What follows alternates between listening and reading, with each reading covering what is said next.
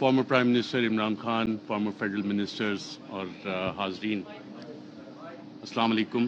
آج ٹاپک تو یہ بہت بڑا ہے اور انٹرنیشنلی اس پہ کتابیں بھی کافی لکھی گئی ہیں، اسکالرلی آرٹیکلز بھی ہیں، ریسرچ پیپرز بھی ہیں، بٹ انفارچونیٹلی اس ایشو پہ پاکستان میں اکیڈیمیا نے اتنا زیادہ کام نہیں کیا۔ اس لیے میں آج آپ کے ساتھ میڈیا نے اس کو کیسے کانسپریسی رجیم چینج کی، اس کو ڈیل کیسے کیا، میڈیا نیریٹیوز کیسے بنے، وہ تھوڑی ڈیٹیل میں جاؤں گا اور اس کا تھوڑا سا آپ کو اسپیکٹس بتاؤں گا لارجر اسٹریٹجک لیول پہ۔ لیکن میں یہ پوسٹر دیکھ رہا تھا رجیم چینج کانسپریسی، تو مجھے پتہ لگا کہ یہ بھی راشد نے پینافیکس بنایا ہے، تو راشد کافی اچھے کام کرتا ہے میرے خیال پی ٹی آئی میں، تو مائی کلیپنگ فار ہم۔ اچھا، رجیم چینج پاکستان میں جب ہم دیکھتے ہیں تو اس کے دو اسپیکٹس ہیں، ایک ایکسٹرنل فیکٹرز ہوتے ہیں اور انٹرنل ہوتے ہیں۔ اگر ہم ایکسٹرنل فیکٹرز کو دیکھیں تو decision by one state to abandon bargaining with another and remove the target states leader. P T I کی حکومت میں جب ہم یہ دیکھتے ہیں تو ہم خبریں دیکھ رہے تھے، میڈیا میں آ رہی ہیں کہ جی جو بائیڈن جو ہے وہ کال فارن آفس کا رابطہ ہو رہا ہے، پاکستان کے foreign minister Shah Mahmood Qureshi, U S national security adviser Anthony Blinken سے فارن آفس نے رابطے کی کوشش کی، نہیں ہوا، لیکن بلاول آتے ہیں ان کے سارے رابطے ہو جاتے ہیں۔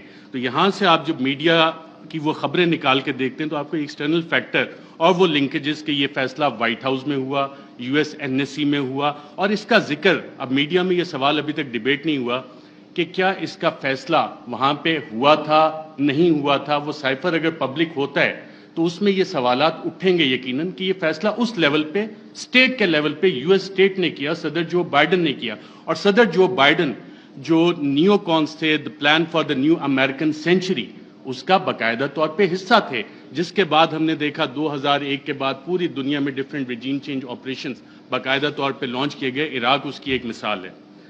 انٹرنل فیکٹرز پہ جب ہم آتے ہیں، میں بڑا بریف رکھوں گا کیونکہ میں ٹائم بتایا گیا 10 منٹ کا ہے۔ انٹرنل فیکٹرز کو جب ہم دیکھتے ہیں تو اس میں ذاتی انا کے مسئلے آ جاتے ہیں، کچھ اداروں کے مسائل آ جاتے ہیں، کچھ سیاسی مفادات آ جاتے ہیں، اور اس میں ایک سوال جب ہم انٹرنل فیکٹرز کا دیکھتے ہیں تو بڑا سوال یہ بنتا ہے کہ ملک کا کون سوچتا ہے، پاکستان کا کون سوچتا ہے؟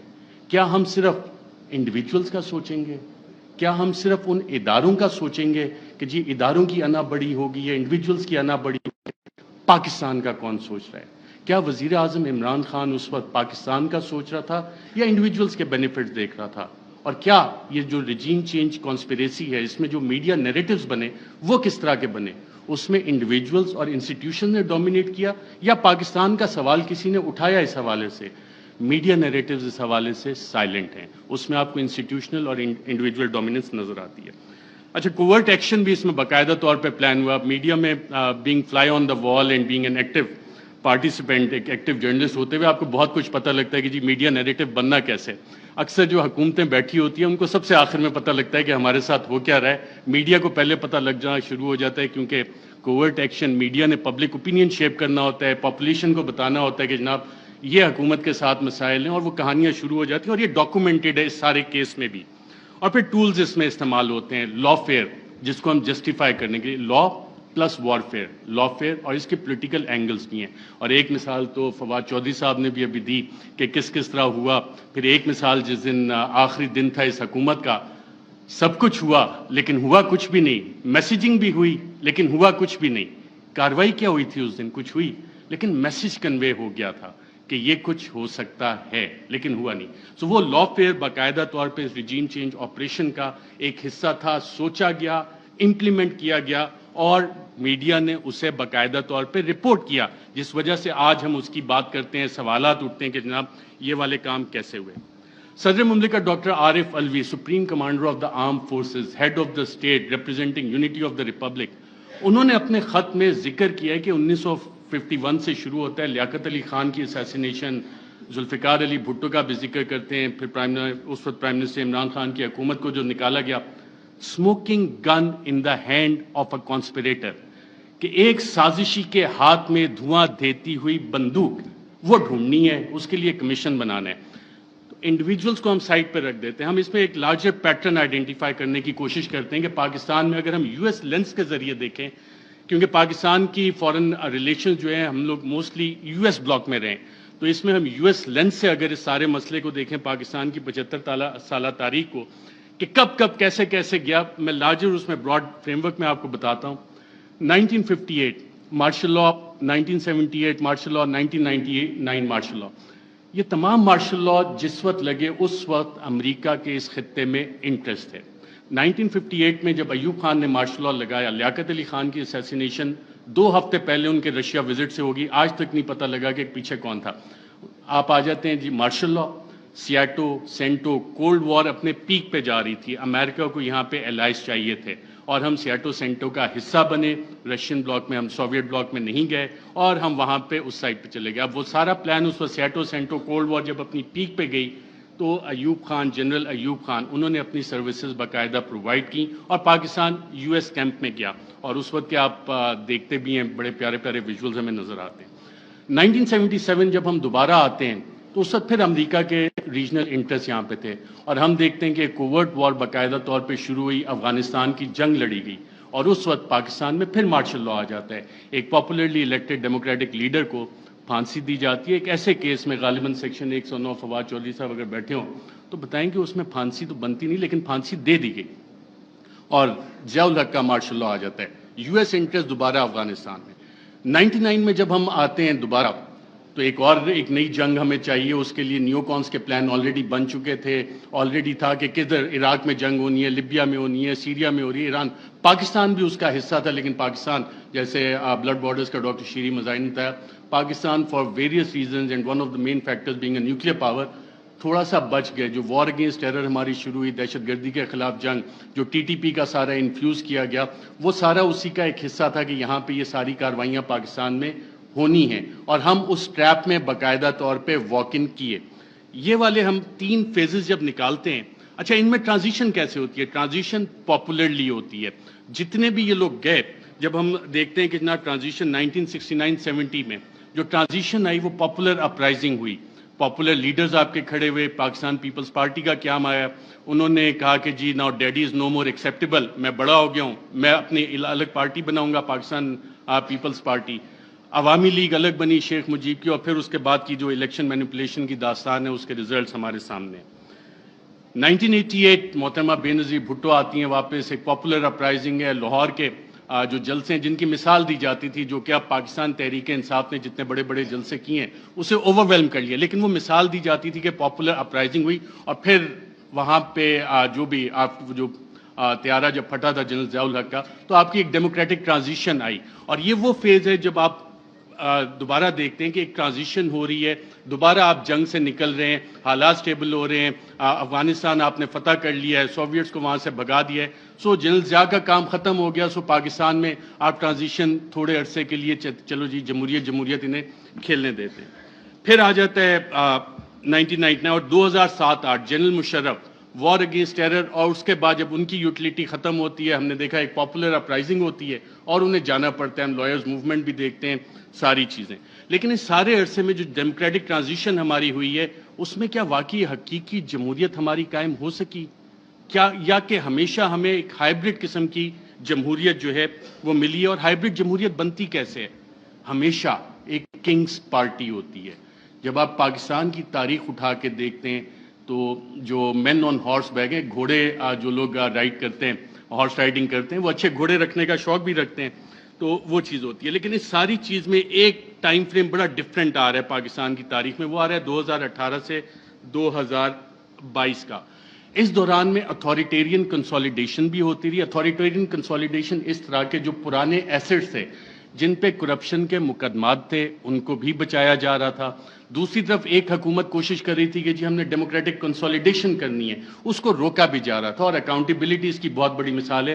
اور اگر کسی نے اس کا ایک ٹائم فریم نکالنا ہے کہ بڑا اچھا احتساب چل رہا تھا، ساری چیزیں ون پیج پہ چل رہی تھیں، لیکن پھر ایک پریس کانفرنس مشہور زمانہ ہوتی ہے جس میں پوری نون لیگ کی لیڈرشپ بیٹھی ہوتی ہے اور مریم نواز اس میں ایک بڑی اچھی بات کرتی ہیں کہ چند اہم لوگوں کی ویڈیوز موجود ہیں. اب ماشاءاللہ سارے وفاقی وزراء کابینہ بیٹھی ہے، سابق وزیر اعظم بیٹھے ہیں. اس کے بعد احتساب کے مقدموں کا کیا ہونا شروع ہوا، اس کے بعد کیا ڈیلیں ہونا شروع ہو گئیں، اس کے بعد نواز شریف بھی باہر گئے، اس کے بعد کیسز بھی سلو ہونا شروع ہو گئے. کیا کچھ نہیں ہوا. یہ والی ساری چیزیں تھیں. مجھے میسج آ گیا کہ جی تھوڑا کم کریں. رجیم چینج جب ہوئی تو میڈیا کی اسٹریٹجی اس میں کیا تھی؟ میڈیا کے 3 ڈیز اس میں باقاعدہ طور پہ استعمال کیے گئے تحریک انصاف کے خلاف. 3 ڈی تھے: ڈسٹرب، ڈسکریڈٹ، ڈینائی. ڈسٹرب کیسے کرنا ہے؟ جتنے بھی پاکستان تحریک انصاف کے پلانز بنے تھے اسے لا فیئر کے ذریعے، ایڈمنسٹریٹولی اور انفارمیشن آپریشنز کے ذریعے سیبوٹاج کرنے کا باقاعدہ طور پہ پلان بنا، اور اس کی ہم نے مختلف قسم کی امپلیمنٹیشنز دیکھیں. اگر آپ نے ایڈمنسٹریٹو اس کی دیکھنی ہے تو وہ وزیر اعظم تو عمران خان تھا، پولیس وین وہاں پہ کس کے آرڈر سے گئی؟ شیخ رشید صاحب انٹیریئر منسٹر تھے، ان سے ہم پوچھتے رہے کہ جناب یہ آپ نے بھیجی؟ وہ کہتے ہیں یار مجھے تو نہیں پتا. وزیر اعظم عمران خان کال دے رہا ہے، پورا ریڈ زون جو ہے بیریکیڈ ہو جاتا ہے.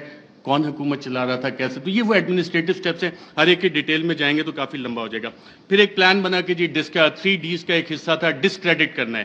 عمران خان کو ڈسکریڈٹ کرنا ہے، پاکستان تحریک انصاف کو ڈسکریڈٹ کرنا ہے.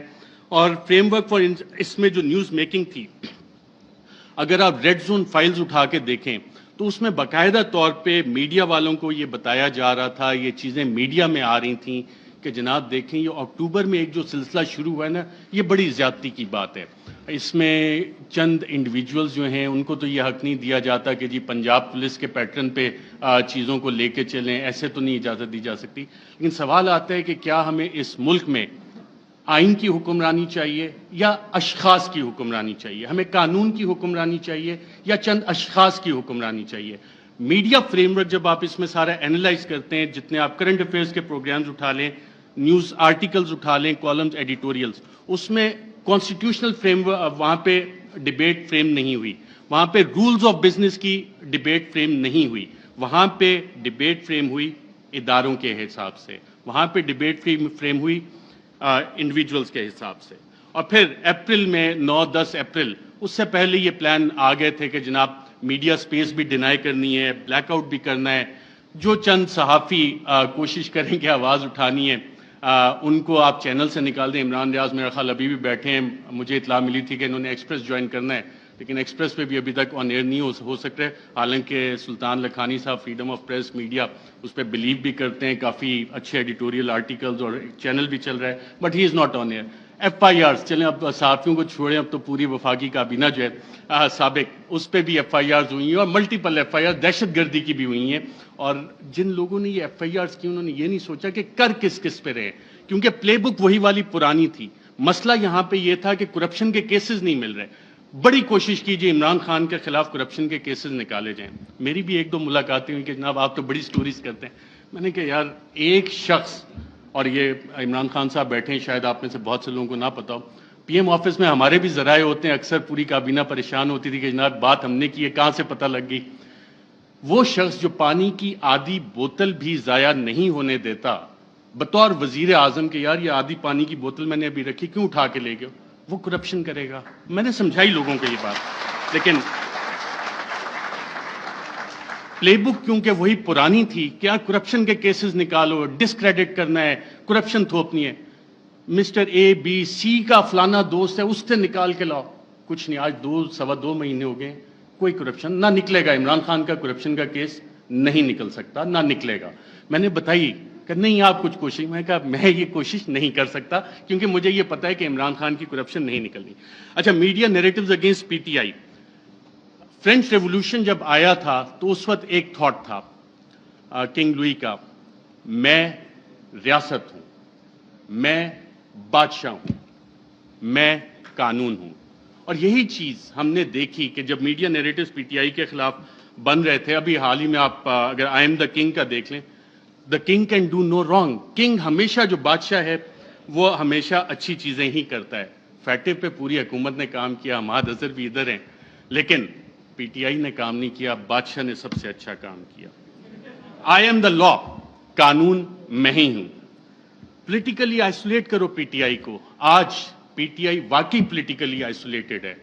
کون سی سیاسی جماعت ہے جو PTI کے ساتھ اتحاد میں کھڑی ہے؟ سب ایک طرف ہو گئے. لیکن ایک سٹرینتھ گین ہوئی اس میں، پاکستان کی عوام بغیر کسی کال کے نکل آئے. اور شاید جو وزیر اعظم عمران خان کا آخری دن تھا وزیر اعظم ہاؤس میں، اس وقت جو لوگ نکلے اور جنہوں نے رپورٹ کیا، آئی تھنک عمران ریاض تھے، باقی ہم لوگ بھی تھے، ان سب نے ایک بات نوٹ کی. آپ نے خود بھی اپنا دفتر چھوڑنا ہونا، کافی ٹائم لگتا ہے کہ ایک شخص فوراً اٹھ کے چلا گیا اور کہا جب سوال جواب ہوئے کوئی رہ تو نہیں گیا، اکیلا کر دیا ہے، اب اس کے ساتھ کس نے کھڑا ہونا ہے؟ پاکستان کی عوام کھڑی ہوئی۔ یہ وہ ڈفرینٹ فیکٹر تھا، چینج تھی، جس کو کسی بھی سازشی نے کیٹر نہیں کیا ہوا تھا۔ یہ وہ ویریبل تھا، عوام کا ویریبل تھا، جس کی وجہ سے یہ چیزیں۔ میں کوئکلی تھوڑا سا 2 منٹ اگر آپ کی اجازت ہو تو سائفر کے اوپر بھی بات کرنا چاہوں گا۔ سائفر پہ بھی میڈیا نیریٹو بڑے بڑے مزے کے بنے، اس پہ اور ڈیبیٹ بھی ہو سکتی تھی، کافی مزے کی چیزیں تھی۔ پہلا کیا بنا جی، پہلی میڈیا نے رپورٹ کرنا شروع کیا اور باقاعدہ یہ بتایا گیا کہ جی سائفر تو ایگزسٹ ہی نہیں کرتا، سائفر نام کی تو کوئی بلا ہی نہیں ہے۔ پھر دوسری چیز ہے، میڈیا کی یہ سٹوریز آئیں اور ریکارڈ کے اوپر موجود ہیں، پرنٹ کیے ہیں، ٹی وی پروگرامز ہیں کہ سائفر تو یہ ایزمپشنز پہ بیسڈ ہے، وہ ایزمپشنز ہیں ہمارے ایمبیسڈر کی یا کس کی۔ پھر یہ بھی کہانیاں میڈیا میں آئیں کہ جی یہ تو فارن آفس میں خود ہی پی ٹی آئی والوں نے بیٹھ کے بنا لیا ہے، یہ تو شاہ محمود قریشی نے خود ہی بیٹھ کے بنا لیا ہے۔ پھر جب وہ بھی ساری چیزیں، کیونکہ سائفر ایگزسٹ کرتا تھا، سائفر موجود تھا، پھر کہا گیا جی کانسپریسی کا ایویڈنس کوئی نہیں ہے۔ اچھا پھر عمران خان بطور وزیر اعظم، میرا خیال وہ کرکٹ کھیل رہے تھے، اور جب انہوں نے کہا تھا کہ مینٹلی میں اسٹرانگ ہوں، تو بہت سے لوگوں نے انڈر ایسٹیمیٹ کیا۔ انہوں نے کابینہ کی بھی کمیٹی بلائی، کابینہ کی اسپیشل کمیٹی غالباً 30 مارچ کو ہوئی۔ 30 مارچ کو میں نے سابق وفاقی وزراء سے پوچھا، وہاں کانسپریسی کی بات بھی ہوئی، کانسپریسی کا ذکر بھی اس میں ہوا، اور پھر 31 کو نیشنل سیکیورٹی کمیٹی بھی انہوں نے بلا لی، اور اس کا بھی مور اس پہ لگ گئی کہ بلیٹنٹ انٹرفیرنس۔ اور اس کے آخری پیراگراف میں ایک لفظ لکھا ہوا ہے کہ جو 31 کو نیشنل سیکیورٹی کمیٹی کی میٹنگ ہوئی، اس نے 30 مارچ کے جو منٹس اسپیشل کیبنٹ کے ہیں ان کو ریٹیفائی کیا۔ اب 30 مارچ کو آپ سب وفاقی وزراء جو اس میں بیٹھے تھے، اس وقت کے وزیر اعظم اس میں بیٹھے تھے، ان سب نے کانسپریسی اور سازش کا لفظ اس میٹنگ میں ذکر کیا۔ یہ میرے ذرائع نے مجھے بتایا ہے، آپ سبھی یہاں پہ بیٹھے ہیں، اگر کسی نے کانٹراڈکٹ کرنا ہے تو سابق وزیر اعظم خود بیٹھے ہیں، وہ کر سکتے ہیں کہ 30 مارچ کو جو اسپیشل کیبنٹ میٹنگ تھی اس میں سازش کا ذکر ہے، بالکل سازش کا، میں ایز اے جرنلسٹ کلیم کر رہا ہوں۔ پھر یہ کہا گیا کہ جی وہ انٹیلیجنس ہم نے خود ہی کر لی، اور انٹیلیجنس کی بیسس پہ آبویسلی اس پہ سوال اٹھے کہ انٹیلیجنس، ہمارے انٹیلیجنس کے ادارے بہت اچھا کام کرتے ہیں، دہشت گردی کے خلاف بہت اچھا کرتے ہیں، پاکستان کی سیکیورٹی کے لیے بہت اچھا کام کرتے ہیں، لیکن مسئلہ یہاں پہ آتا ہے کہ جب انہیں ڈریگ کیا جائے سیاسی معاملات میں اور یہ کہا جائے کہ جی انویسٹیگیشنز ہوئیں، کون سی انویسٹیگیشنز، یہ سوال ہوا ہے۔ اب ریجیم چینج میں انٹیلیجنس کا ایک بنیادی کردار ہوتا ہے، انٹیلیجنس انفارمیشن کا بنیادی کردار ہوتا ہے۔ اگر آپ اگلی سلائیڈ کریں ذرا، Colin Powell, U S secretary of state, U N security council میں انٹیلیجنس انفارمیشن کی بیس پہ انہوں نے کہا جی یہاں پہ یہ والے ویپنز عراق میں موجود ہیں، یہ کیمیکل ویپنز ہیں، یہ نیوکلیئر ویپنز وہاں پہ وہ بنا رہے ہیں۔ عراق وار ختم ہو گئی، عراق تباہ ہو گیا۔ یہ اس انٹیلیجنس انفارمیشن کی اوقات تھی، ویلیو تھی، جو آج تک نہیں ملی۔ میں ایک اور آپ کو افغانستان سے ریلیٹڈ انٹیلیجنس انفارمیشن دیتا ہوں، انٹیلیجنس ڈس انفارمیشن، کہ اسامہ بن لادن کے پاس نیوکلیئر ویپنز ہیں، اور اسامہ بن لادن کے پاس نیوکلیئر ویپنز، اگر آپ یہ سٹوری دیکھیں تو یہ جسٹیفائی کرنے کے لیے تھی کہ جی افغانستان میں امریکہ نے حملہ کرنا ہے، اور اس وقت آپ تمام امریکی اخبارات اٹھا لیں، ورلڈ ایکسکلوسیو ڈان نے بھی فرنٹ پیج پہ چھاپا کہ جی ایک ایکسکلوسیو انٹرویو ہوا ہے، اسامہ بن لادن کے پاس نیوکلیئر ویپنز ہیں۔ وہ نیوکلیئر ویپنز آج تک نہیں نکلے۔ تو یہ ہوتی ہے انٹیلیجنس انفارمیشن۔ جب تک آپ تحقیقات نہیں کرتے، اسے ویریفائی نہیں کرتے، بہت سی جے آئی ٹیز میں انٹیلیجنس انفارمیشن آتی ہے، بہت اچھا کام ہوتا ہے، لیکن اس کی ویریفیکیشن چاہیے ہوتی ہے۔ انٹیلیجنس اور انٹیلیجنٹ انفارمیشن میں فرق ہوتا ہے۔ اس کے علاوہ بہت ساری چیزیں ہیں، پروپیگنڈا پہ اگر ہم جائیں، ڈی کلاسیفائڈ ڈاکومنٹس بہت سارے آ گئے، چلی کے حوالے سے، ایران کے حوالے سے، کیونکہ ٹائم میرے پاس کم ہے، میں نے کہا یہ والے لارجر ایشوز آپ کے سامنے رکھوں۔ Thank you very much.